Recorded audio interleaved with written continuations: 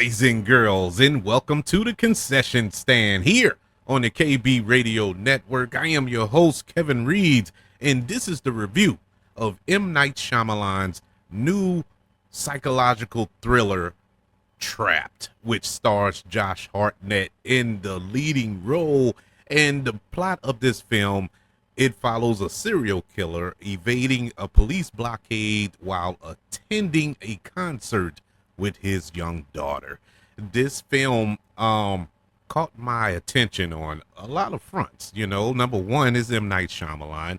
It's hit or miss with Mr. Shyamalan. We know that he can either give you greatness like The Sixth Sense or Split or Signs or even Unbreakable, or he can give you the worst, a la After Earth or The Happening or The Last Airbender. And he can also give you everything in between, which is pretty good films. And he has just the biggest range as a filmmaker. It's amazing to me. It's amazing because no matter what, you're going to risk it when it comes to M. Night Shyamalan, because you don't know.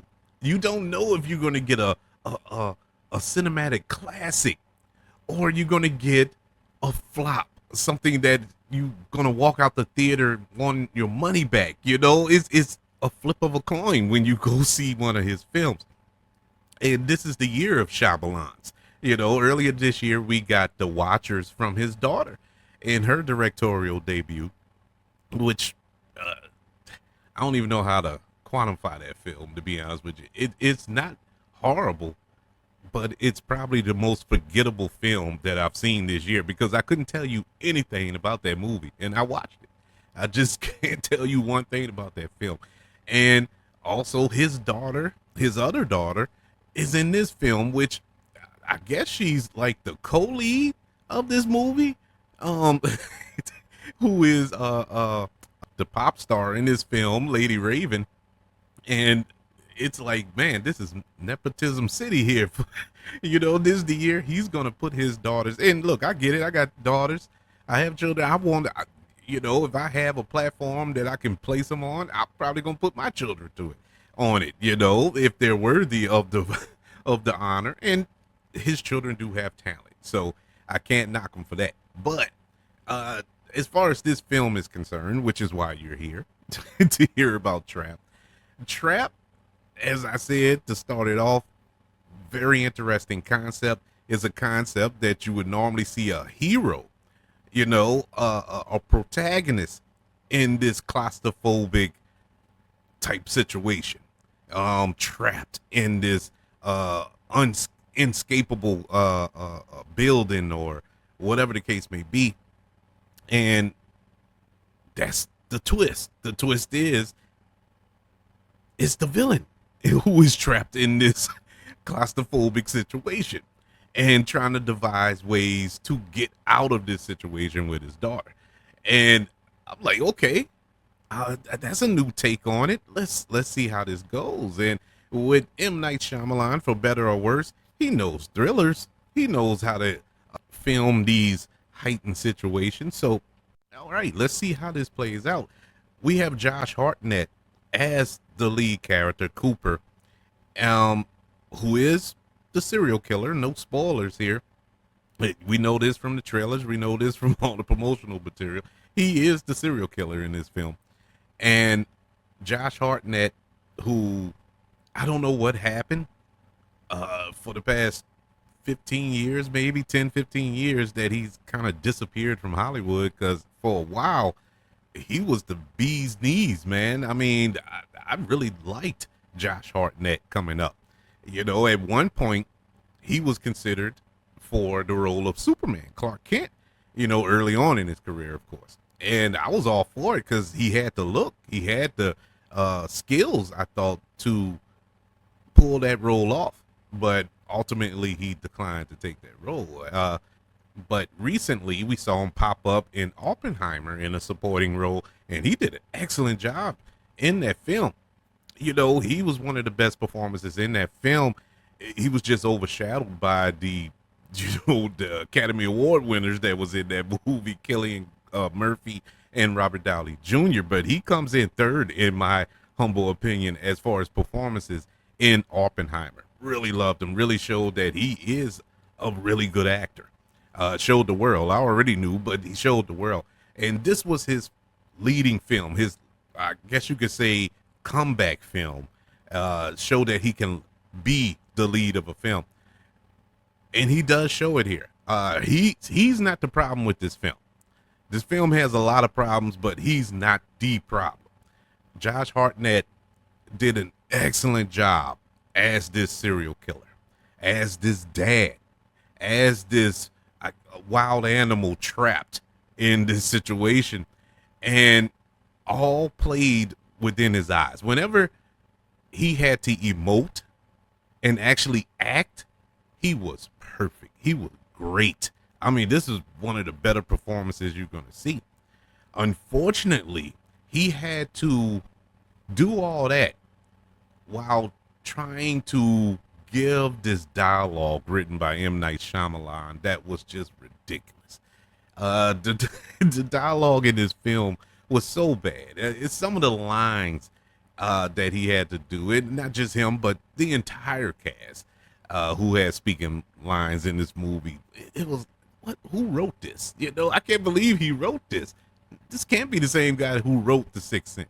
This can't be the same guy who wrote Split and Unbreakable and so on and so forth. But yes, it is. At times throughout this film, it feels like this film was written by Chat AI or GPT, whatever it is. It just felt AI written.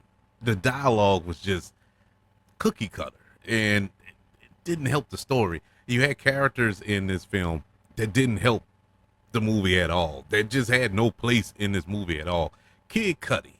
If you if you're a fan of hip hop and rap, you know who Kid Cudi is. And Kid Cudi is a good actor. He's been in some shows and some movies that really shocked me because I wasn't expecting him to be good in them, but he was good in them. I'm like, okay, Kid Cudi can act.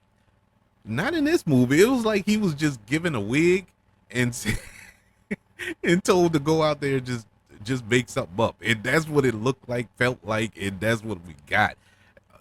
Completely unnecessary character. Completely unnecessary. The t-shirt vendor in this film, who we see in the trailer, he knows way too much information to be selling t-shirts at this concert. If he was a plant, he was a plant. But it was just like, man, come on, man, this is ridiculous. To get this information out through that character. It was just silly to me. It was cool to see Haley Mills in this film as the FBI profiler, and it was a cute little Easter egg. In case you don't know, if you're old enough to remember, Haley Mills starred in the original Parent Trap. She played the twins in the old Disney film from the 50s, I think, 50s or 60s, whenever it came out. But yes, that was Haley Mills, and I thought that was cute.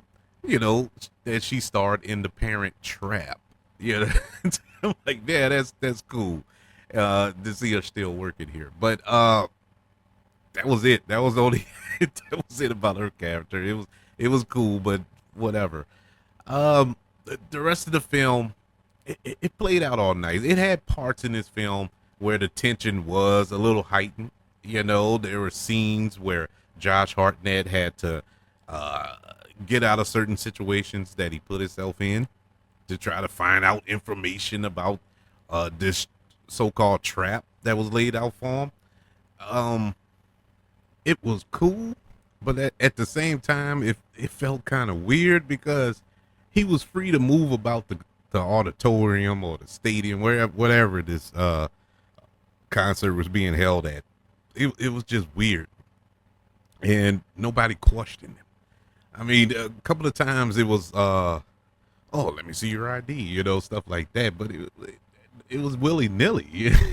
You're there for this serial killer of anybody who acts suspicious, and he clearly is the only one in this whole auditorium acting suspicious. And nobody thought, like, you know what? Maybe he's the guy. It was just weird in that aspect of it. But overall, the film was what it was. I went into it with zero expectations, other than the fact to see what kind of twist we're gonna get at the end of this film, because it's of course M. Night Shyamalan. But ultimately, there really wasn't a twist. It was just a straightforward psychological thriller, and that's fine. It is cool, but that's that. It was no more, no less. I think this would have shined 20 years ago. This probably would have been an amazing feat in filmmaking 20 years ago, because honestly, it is something original, something that a lot of people are clamoring for. Originality. It is original. It is entertaining at times. It was just basic.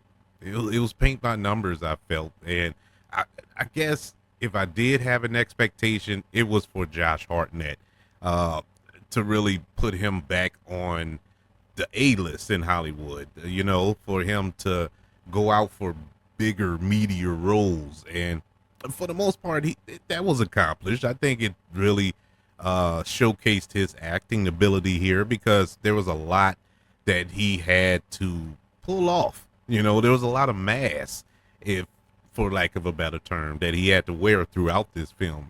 He had to be a father, he had to be a serial killer, he had to be just this Joe Blow.